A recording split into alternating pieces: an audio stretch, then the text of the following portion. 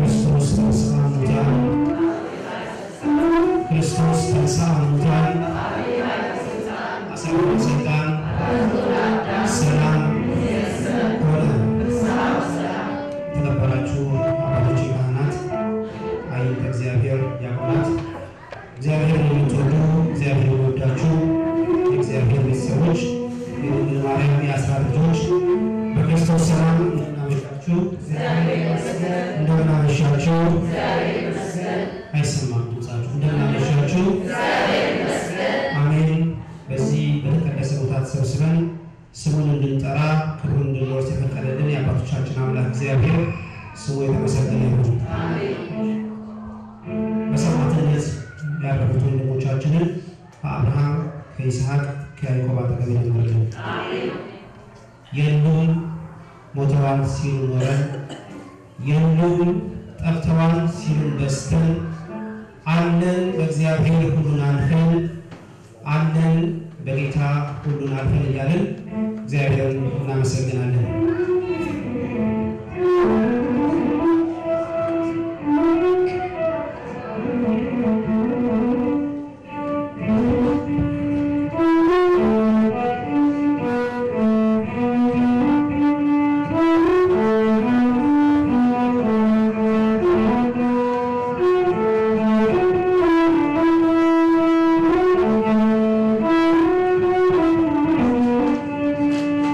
Amen.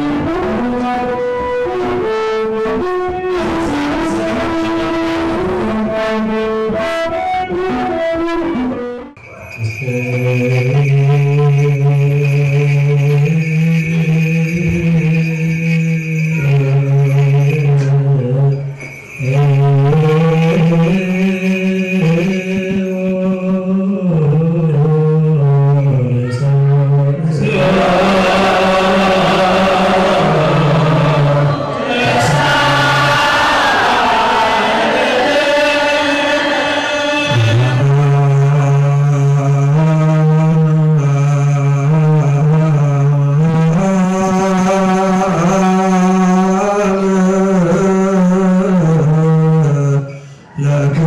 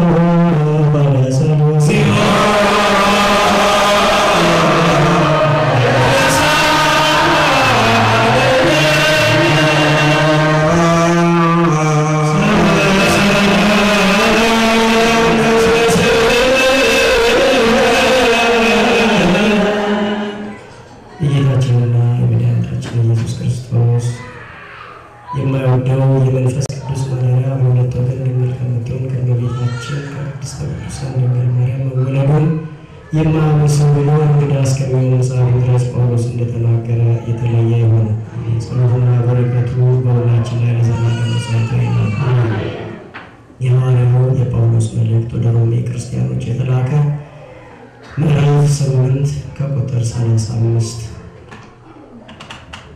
ከክርስቶስ ፍቅር ማን ይለየናል?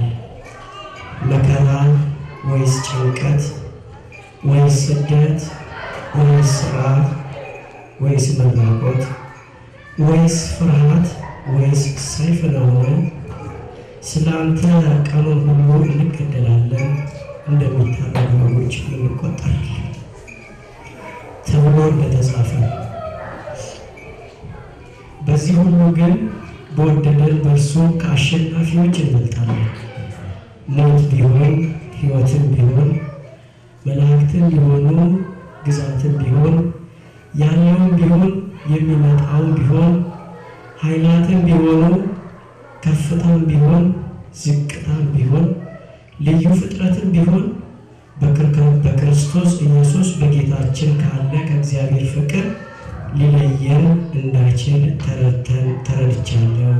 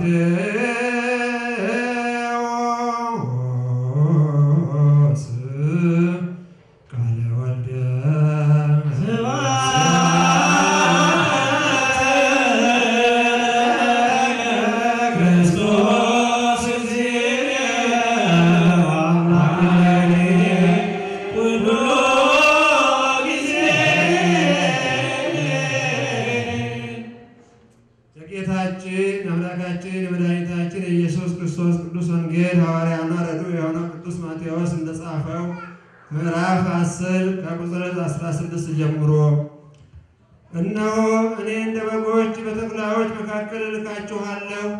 ስለዚህ እንደ እባብ ልባሞች እንደ ርግብም የዋሆች ሁኑ። ነገር ግን ወደ ሸንጎ አሳልፈው ይሰጧችኋል፣ በምኩራቦቻቸውም ይገርፏችኋልና ከሰዎች ተጠበቁ። ለእነርሱና ለአሕዛብ ምስክር እንዲሆን ስለ እኔ ወደ ገዢዎች ወደ ነገሥታትም ትወሰዳላችሁ። አሳልፈውም ቢሰጧችሁ የምትናገሩት በዛን ሰዓት ይሰጣችኋልና እንዴት ወይንስ ምን እንድትናገሩ አትጨነቁ።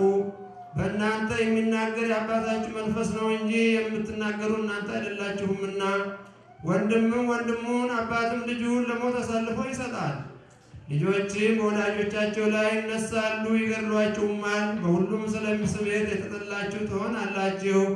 እስከ መጨረሻ የሚጸና ግን እርሱ ይድናል። በአንዲቱ ከተማ መከራ ቢያሳዩአችሁ ወደ ሌላይቱ ሽሹ። እውነት እላችኋለሁ የሰው ልጅ እስኪመጣ ድረስ የእስራኤልን ከተማዎች አትዘልቁም። ደቀ መዝሙር ከመምህሩ ባሪያው ከጌታው አይበልጥም። ደቀ መዝሙር እንደ መምህሩ ባሪያም እንደ ጌታው መሆን ይበቃዋል። ባለቤቱን ብዔልዜቡል ካሉት ቤተሰቦቹንማ እንዴት አብዝተው አይሏቸው። እንግዲህ አትፍሯቸው፣ የማይገለጥ የተከደነ የማይታወቅ የተሰወረ ምንም የለምና። በጨለማ የምነግራችሁን በብርሃን ተናገሩ፣ በጆሮም የምትሰሙትን በሰገነት ላይ ስበኩ። ሥጋንም የሚገድሉትን ነፍስን ግን መግደል የማይቻላቸውን አትፍሩ። ይልቅስ ነፍስንም ሥጋንም በገሃነም ሊያጠፋ የሚቻለውን ፍሩ። 2 ድንቢጦች በ5 ሳንቲም ይሸጡ የለምን? ሰማይና ምድር ያልፋል፣ ቃሌ ግን አያልፍም አለ ጌታ ለደቀ መዛሙርቱ።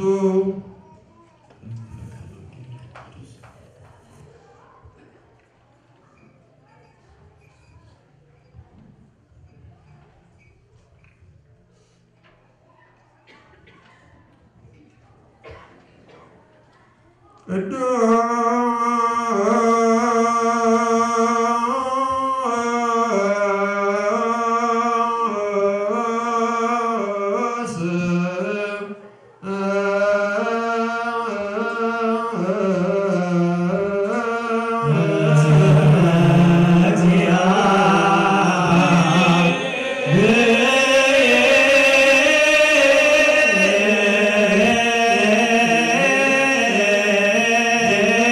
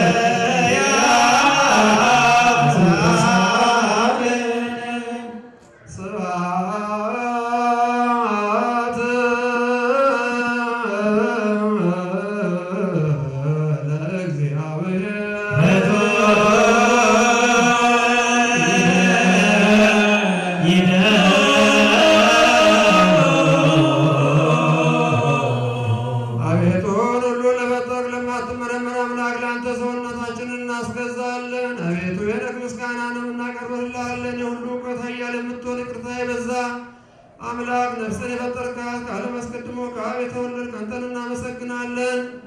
የብቻ ቃል የምትሆን በቅዱሳን አድሮባቸው የሚኖር እርሞ በሌለበት ምስጋና አለቆች ካሏቸው ሠራዊተ መላእክትም የምትመሰገን በእጅ ያልተፈጠርክ የተሰወሩትን የፈጠርክ ማትታይ ንጹሕ ቅዱስ የምስጋናን ጥበብን ያስረዳንን የተናገርክ የማይጠፋ ብርሃን ለእኛ ተስፋ አስደረግከን አቤቱ ፍጹም ምስጋና ንጹሕ ምስጋና ላንተ እናቀርባለን። እኛ አንተ አገልጋዮች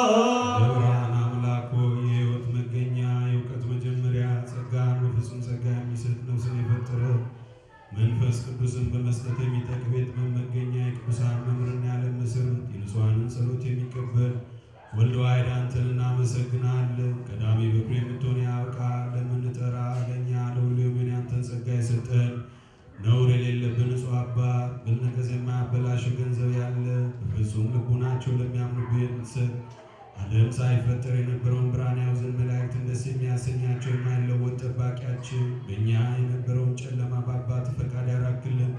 ከጨለማ ወደ ብርሃን አወጣን፣ ከሞት አድነህ ሕይወትን ሰጠን፣ ከመገዛት ነፃ አወጣን። በመስቀል በሰማይ ወዳለ ወደ አባት አቀረብከ። አቤቱ በወንጌል መራን፣ በነቢያት ያረጋጋን ያቀረብከን አምላክ አንተ ነህ። እኛ አቤቱ እውቀትን ግለጥልን። ለአንተ ለአምላካችን ምስጋናን እናቀርባለን።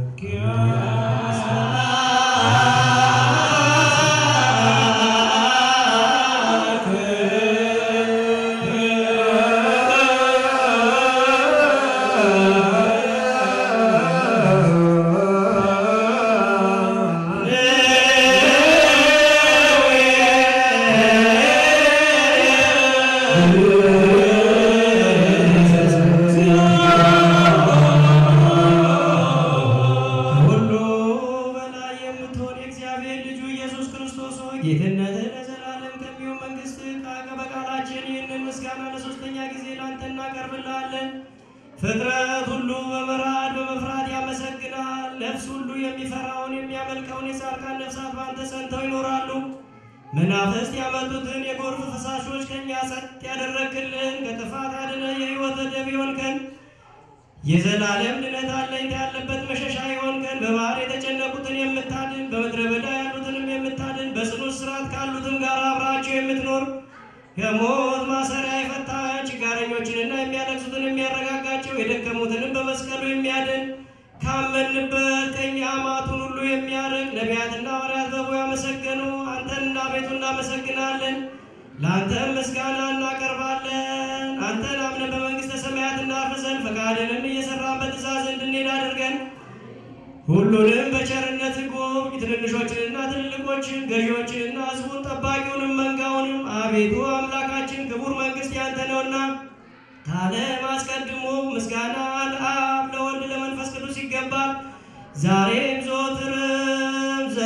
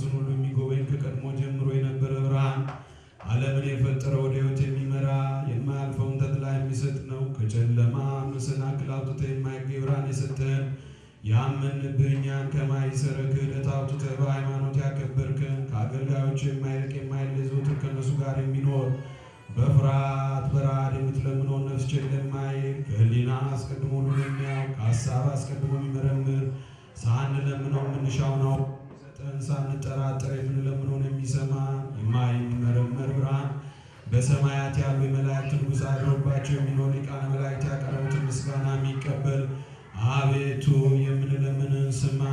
አርምሞ በሌለበት ቃል በሃይማኖት ስጠን። አንተን ፈጽሞ እናመሰግን ዘንድ አንተን እናከብር ዘንድ በአንተ ጸንተን ኖር ዘንድ አቤቱ እኛ አገልጋዮችህ እናመሰግናለን።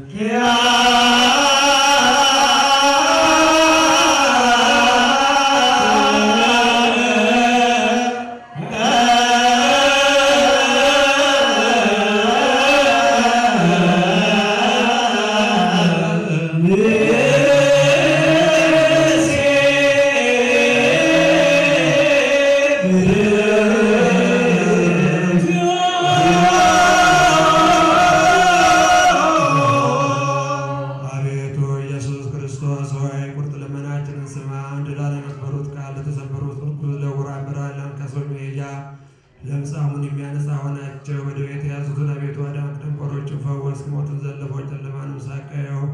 ብርሃንን የፈጠረ እልፈት የሌለበት ፀሐይ ማጠፋ ፋኖስ በቅዱሳን ላይ ዘወትር የሚያበራ ፀሐይ በተወሰነ በቁርጥ ፈቃድ ለዓለም ጌጥ ሁሉን የፈጠረ ሰውን ለማዳም ለሁሉ ተገለጽ። ነፍስን የመለስካት አንተ ነህ። ሁሉን እንደሚገባ ማሰብን አስቀደም። መላእክትን የፈጠርክ ሁሉ አባት ሁሉ ጌታ የዓለም ጌጥ ምድርን የፈጠርካት አንተ ነህ። ዓለም ሳይፈጠር የነበረ ጥበብና እውቀት ከአብ ወደዚህ ዓለም ተላከ። ይህ አኗኗር የማይለወጥ የማይፈርስ የማይመረመር ነው፣ የማይታስ መንፈስ ነው።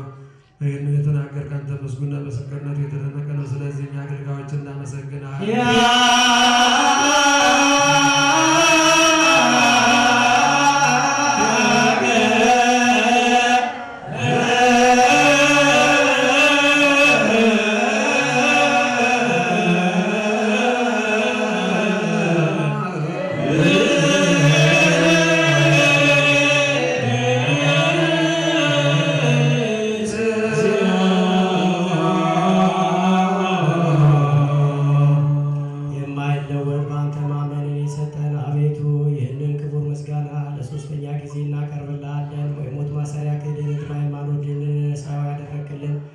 ለሚያምኑብህ ቅን ልቦናን የፈጠርክ ከሰው ወገን አማልክት ይባሉ ዘንድ በመንፈስ የጠላትን ኃይል እንረግ ዘንድ የሰጠን የማይፈታውን ፈታ ዘንድ ከአባት ዘንድ ፍቅርን አደረክልን። በመካከላችን ሆነ አስታረከን። አቤቱ የምንለምን ስማቸው።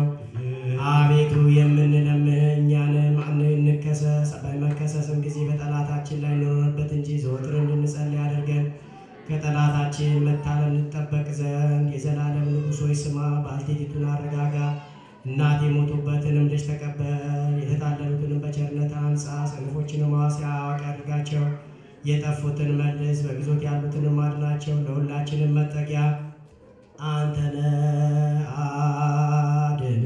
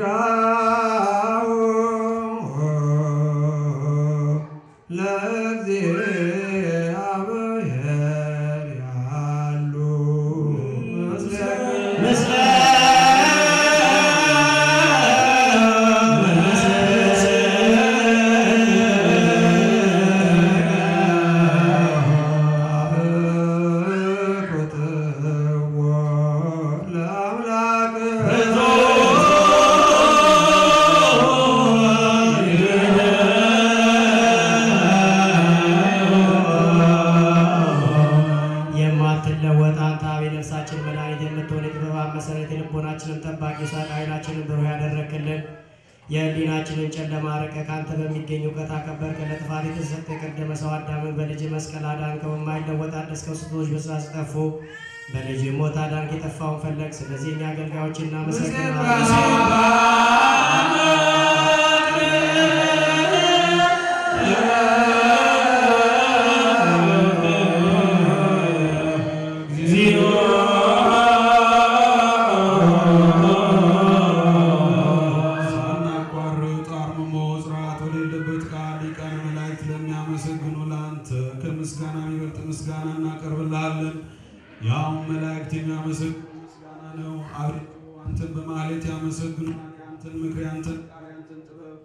ያንተን መጎብኘት የላከውን ከቀድሞ ጀምሮ ካንተ ጋር የነበረ ዓለም ሳይፈጠር ያልተፈጠረ ባሕርይ ሰብን ለማዳን በሥጋ የተገለጸ ቃል ልጅ ወዳጅ ጌታችን ኢየሱስ ክርስቶስ ከኃጢአት ቀንበር ነፃ አደረግን።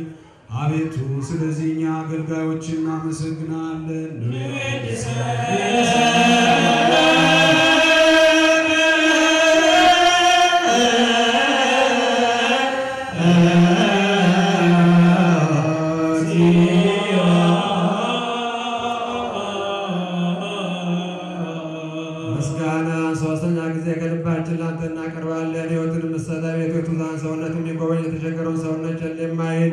ከሀገራቸው የተሰደዱትን የሚቀበላቸው የሚረዳቸው በመከራ ያሉትን የሚያድን ለተራቡት የሚያስብላቸው ለተበደሉ የሚበቀልላቸው የምናን ወዳለ ጻድቃን የሚመሰክርላቸው ንጹሕ ማደሪያቸው በእውነት የሚለምኑትን የሚሰማ ባልቴቷን የሚሰውር አባት እናት የሞቱበትን የሚያድን የሃይማኖት ክብር ምስጋና ማረፊያ ያደረጋት ለቤተክርስቲያን ቅን መሪ የሚሰጥ ሀብት ጸጋ ኃይል መንፈስ ቅዱስ ጉባኤ የምትሆን አንተን ስናመሰግን ዘወትር ሳናፍ መንግሥትን ነገር በልቡናችን እናውቃለን። አንተ ስለገለጽክልን ልጅ ወዳጅ ጌታችን ኢየሱስም ስለገለጸልን ዘወቱ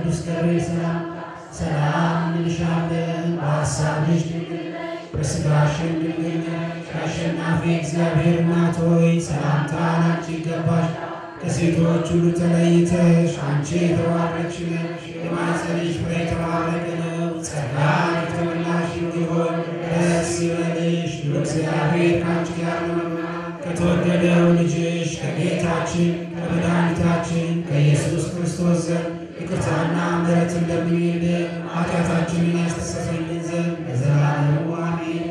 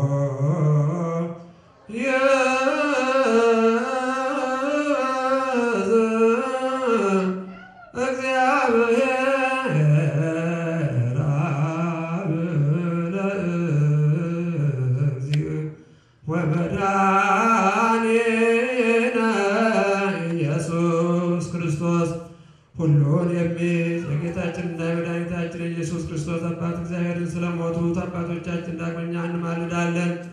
ወንድሞቻችን እንማልዳለን። በለመነ ቦታና የረፍት ውሃ ባለበት ነፍሳቸውን ነፃ ያደርግ ዘንድ ትንሣኤ በሰራባት ቀን ሥጋቸውን ማስነሳትን ያስተባብር ዘንድ በማይታበል ተስፋው መንግሥተ ሰማያን ያድል ዘንድ በእንተ ነፍሳት አግብርቲከ ኩሎሙ ሕዝበ ክርስቲያን በእንተ ነፍሳተ ገብሩ ኩሎሙ ሕዝበ ክርስቲያን በእንተ ነፍሳተ አግብርቲከ ኩሎሙ ሕዝበ ክርስቲያን ስለ አገልጋዩ ልጆቻችን ወንድሞቻችን ስለ ሁሉም ነፍስ እንለምናለን እንማልዳለን። ስለ አገልጋዩ ስለ ልጆቻችን ስለ ሁሉም ነፍሶቻቸውን ያሳርፍ ዘንድ እንለምናለን። ስለ አገልጋዩ ስለ ልጆቻችን ሁሉ ነፍስ እንማልዳለን እንለምናለን። እረፍትን ለመስጠት ስልጣን ያለው አምላካችን እግዚአብሔር ነው። ዘለረፍት ስልጣን ቦቱ እግዚአብሔር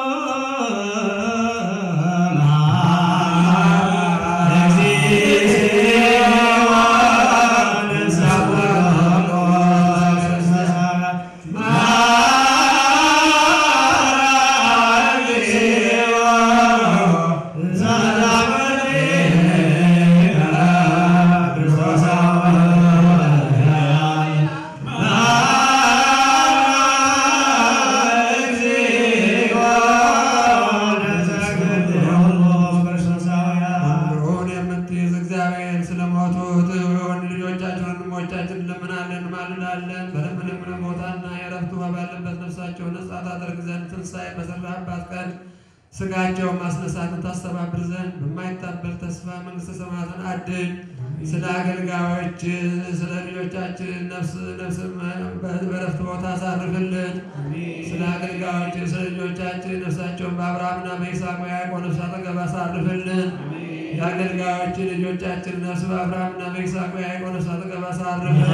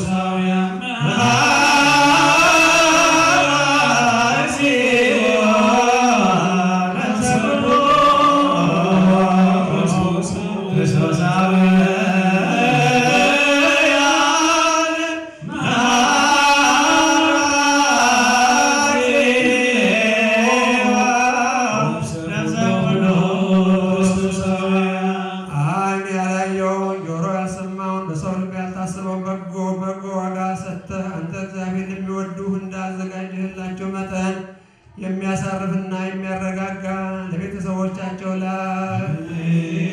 የሚያሳርፍና የሚያረጋጋ ለቤተሰቦቻቸው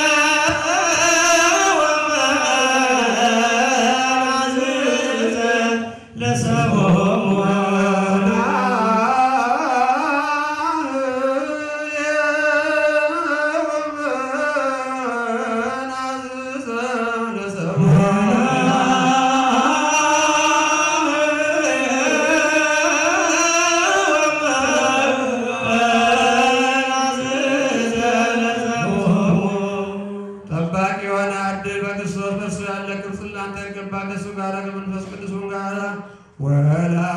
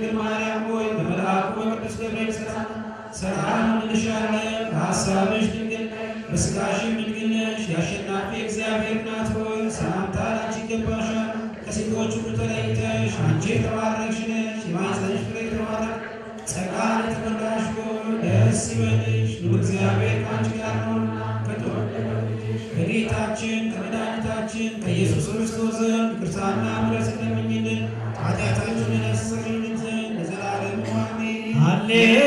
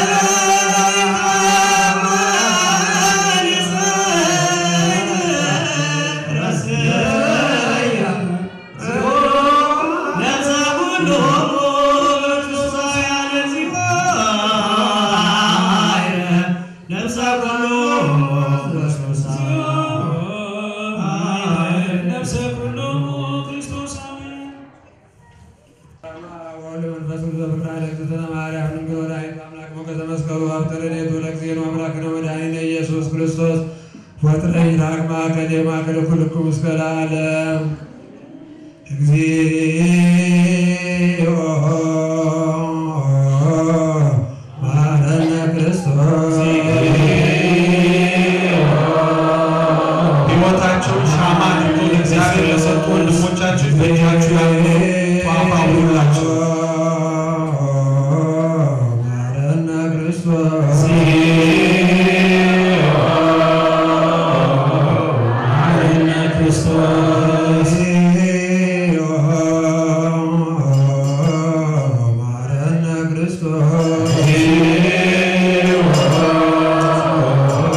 ክርስቶስ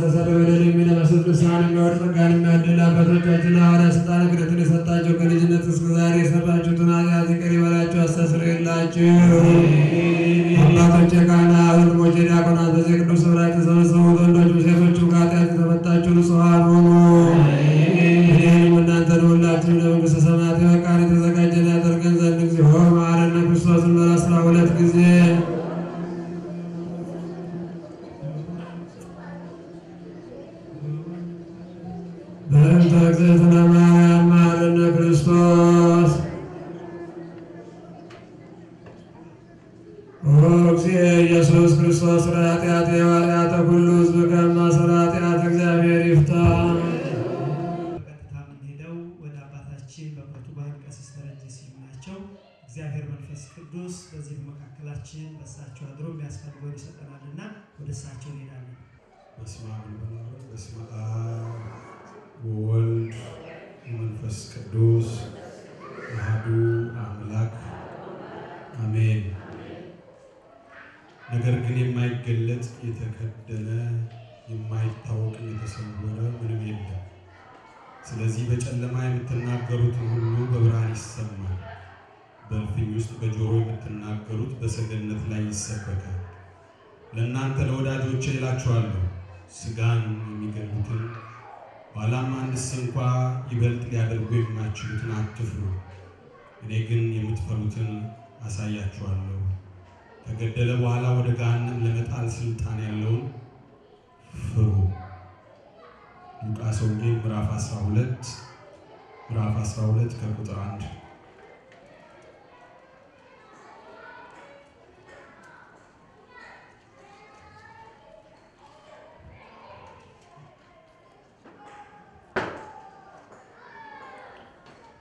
ከክርስቶስ ፍቅር ማን ይለየናል? መከራ ወይስ ጭንቀት ወይስ ስደት ወይስ ራብ ወይስ ራቁትነት ወይስ ፍርሃት ወይስ ሰይፍ ነውን? ስላንተ ቀኑን ሁሉ እንገደላለን፣ እንደሚታረዱ በጎች ተቆጠርን ተብሎ እንደተጻፈ ነው። በዚህ ሁሉ ግን በወደደን በእርሱ ከአሸናፊዎች እንበልጣለን።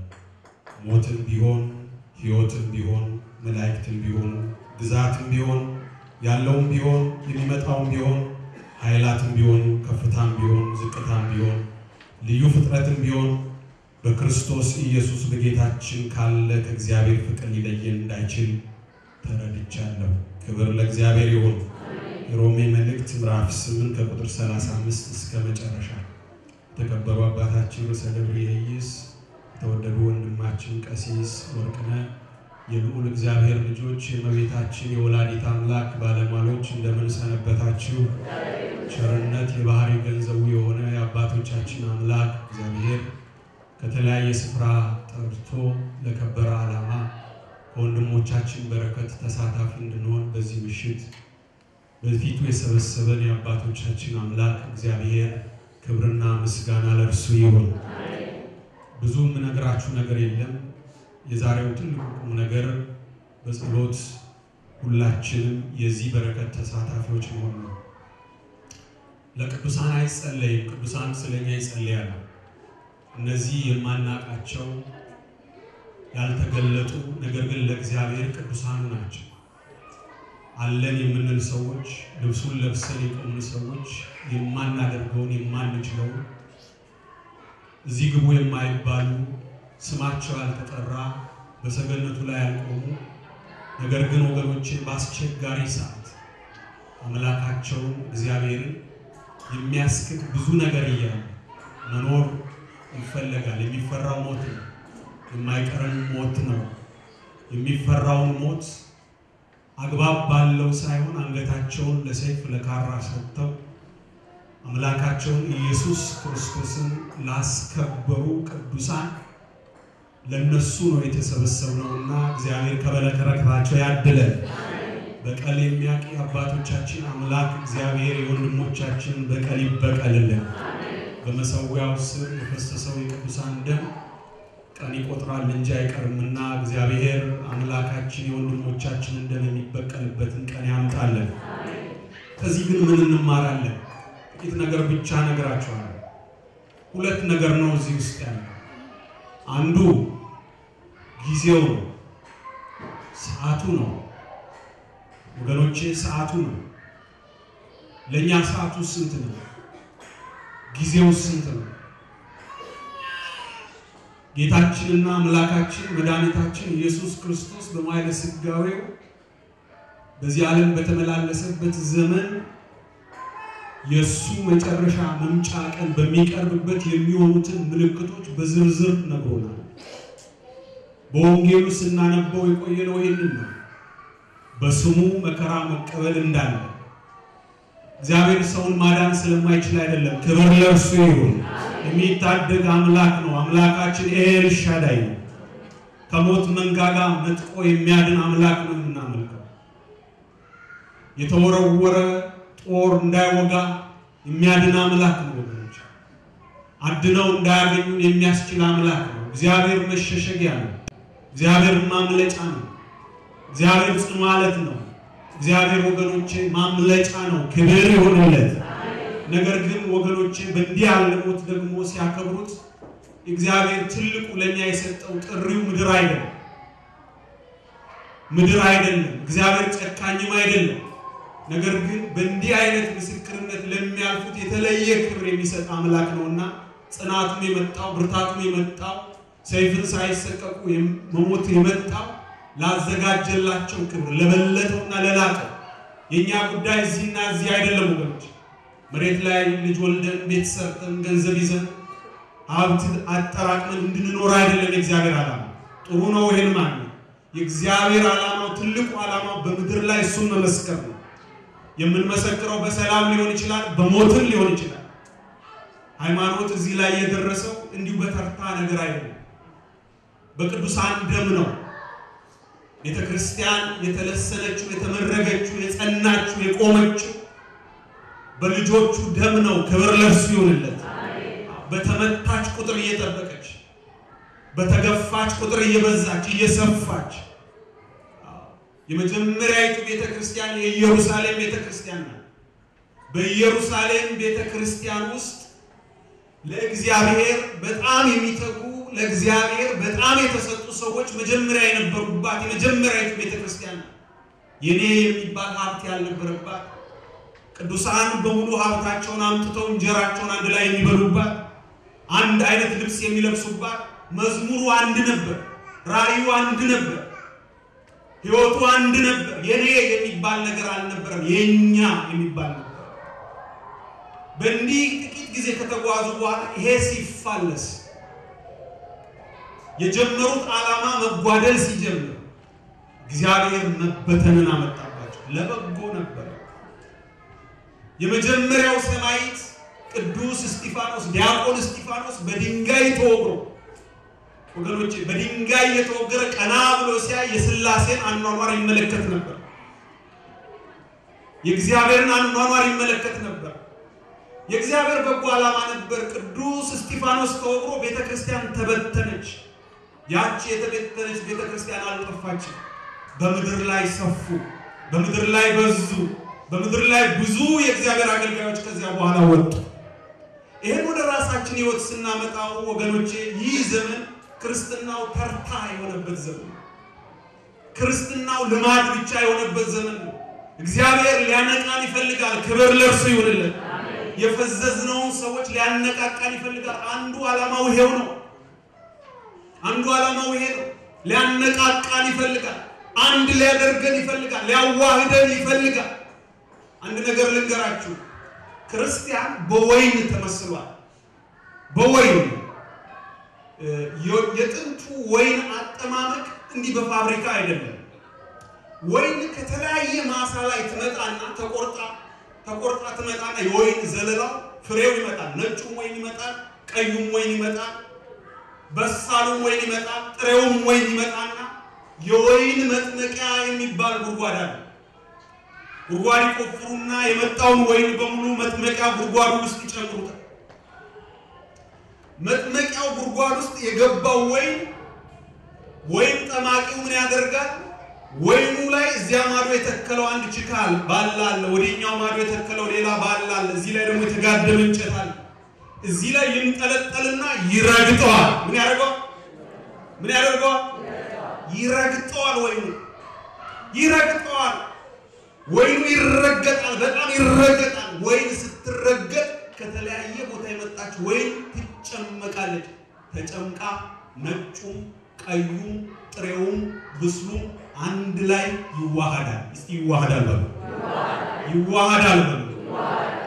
ይሄ ከተለያየ እርሻ ላይ ተለቅሞ የመጣ ወይን ሲረገጥ ይዋሃዳል፣ ይጨመቃል። ከተጨመቀ በኋላ ቆሻሻው እዚህ ይቀርና የወይን መውረጃ ቧንቧ አለ። ያ የተዋሃደው ወይን በሌላ በኩል ይወጣል። ተዋህዶ ነው የሚወጣው። ነጭ ነኝ አይልም፣ ጥቁር ነኝ አይልም፣ ሀብታም ነኝ አይልም፣ እንዲህ አይነት እርሻ ላይ ነው የመጣሁት አይልም። አንድ ላይ ስለተጨመቀ ተዋህዶ በሌላ በኩል ይወጣል። ወይን ከዚያ ትወጣና ወገኖቼ የምታረካ ትሆናለች፣ መድኃኒት ትሆናለች። እግዚአብሔር ሊረግጠን ይፈልጋል። ስሙ ምን ይፈልጋል? መረገጥ አለ። ለምን? እንድንዋሃድ፣ እንድንስማማ፣ አንድ ላይ እንድንቆም፣ ለእግዚአብሔር ስራ፣ ለሀገር ጉዳይ፣ ለወገን ጉዳይ፣ ለማንነት ጉዳይ እግዚአብሔር ለሰጠን አጀንዳ እግዚአብሔር ሊያዋህደን ይፈልጋል። መከራ ነው ያዋህደን። አንድ ሆነን ጮህን፣ አይን ሰማን አልጮህንም? አንድ ሆነን አልጮህንም? አንድ ድምፅ ሆነን አልጮህንም ወይ? ጮህን ወገኖቼ። እግዚአብሔር እንዲህ ሊያዋህደን አንድ ቃል እንድንናገር ይፈልጋል። እነሱ ሰማዕታት ናቸው። ለነሱ ፍትሐት ማድረስ ስርዓቱ እንጂ ሰማዕታት ናቸው። ከዚህ በላይ ምንም በደማቸው ተጠምቀው ያልተጠመቁ እንኳን ቢሆን በደማቸው ተጠምቀው ክብር ለእግዚአብሔር ይሁን። እልል በሉላቸው። ለነዚህ ሰማዕታት እልል በሉላቸው።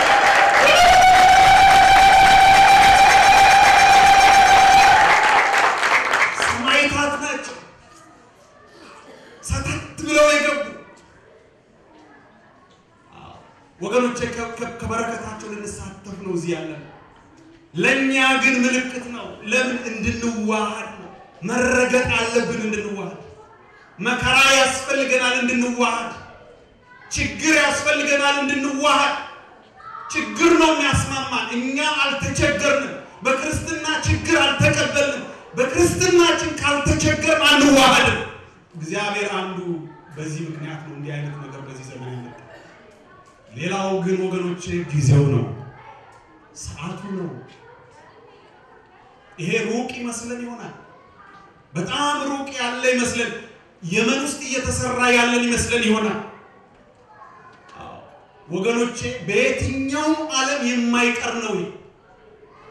በሰነፉት ክርስቲያኖች መካከል ይሄ የማይቀር ነው። ይመጣል። በስሜ ይሄን ትቀበላላችሁ ተብለናልና ልንዘጋጅ ነው የሚገባው። ልንጸና ነው የሚገባው። ወገኖች ልንቆም ነው የሚገባው። ወሃቢያ እዚህ አይደለም ያለው፣ ኢትዮጵያ ውስጥም አለ። የኢትዮጵያ ክርስትና የመቻቻል ክርስትና፣ አባቶቻችን በአንድ ድንኳን ውስጥ የተለያየ ድስት ጥለው አንዱ የእስላም ድስት አንዱ የክርስቲያን ድስት ተብሎ የተበላበት። አሁን ግን እሱ አይደለም ነገሩ። ከየት መጣ ያላችሁ እንደሆነ የሳውዲ እስልምና ነው ወሃቢያ የሚባል። ዓላማው ምንድነው? በምድር ላይ መኖር ያለበት ብቸኛ ሃይማኖት ከእስልምና የወሃቢያ እምነት ነው። ሱራ 58 ወይ ምዕራፍ 58 ከቁርአናቸው ላይ አላግባብ ለጥጠው ተርጉመው ለዚህ ተግባር ያዋሉ ሰዎች አሉ። መንስኤው ዛሬም ድረስ ያለው ሳውዲ አረቢያ ነው።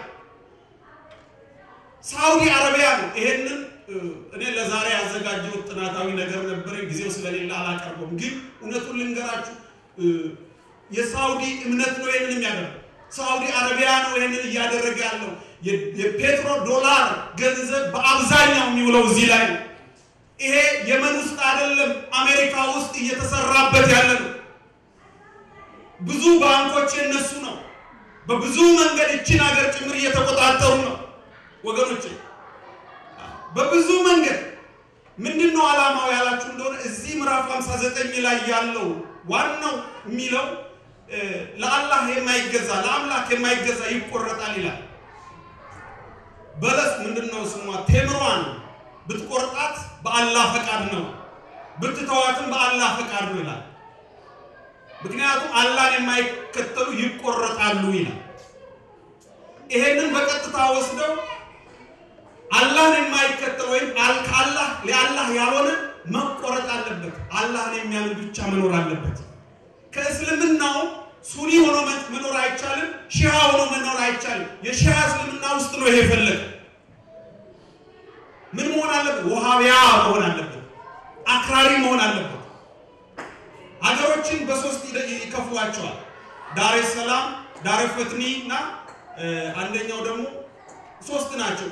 ዳር ፈትኒ ማለት የፈተና ቦታ ማለት ነው። የፈተና ቦታ ማለት ለምሳሌ አሁን እየተዋጉበት እንዳለው በኢራቅ፣ በሶሪያ፣ በየመን እየተዋጉበት እንዳለው ሀገሪቱን ጠቅልለው የራሳቸው ለማድረግ ወደ ራሳቸው ወደ ዳር ሰላም ወይም ሰላማዊ ምድራቸው ለማድረግ የሚታገሉበት ቦታ ማለት ነው።